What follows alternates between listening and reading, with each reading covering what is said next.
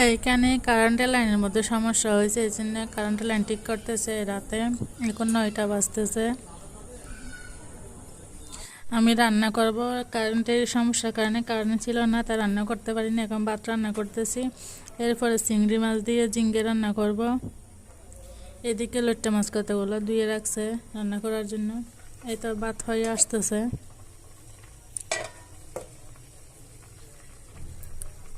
এই তো আমার চিংড়ি মাছ দিয়ে আমার রান্না শেষ হয়ে গেছে। আমি ধনিয়া পাতা উপর দিয়ে দিয়েছি, আর একটু জাল করে তারপর নামাই ফেলবো। এখন প্রায় রাত 10টার মতো বাজতেছে।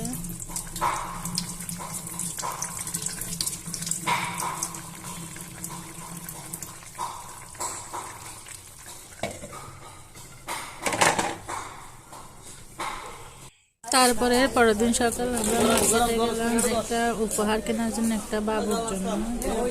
অনেকগুলো মার্কেট ঘুরতেছি, পাচ্ছি না। একটা দোকানে দেখা গেছে, এখন সেই দোকানে যাচ্ছি।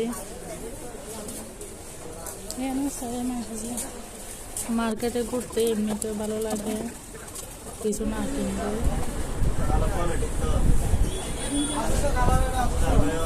আমাদের মার্কেট করা শেষ, এখন বাসায় এসে মাথা ব্যথা করতেছে, এই জন্য চা বানাচ্ছি। আমি চা খাবো।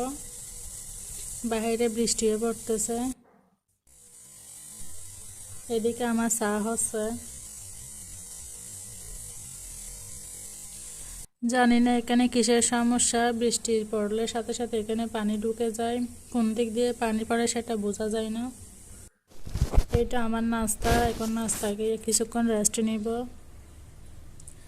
এটা হচ্ছে আমার একটা শর্টকাট ব্লগ।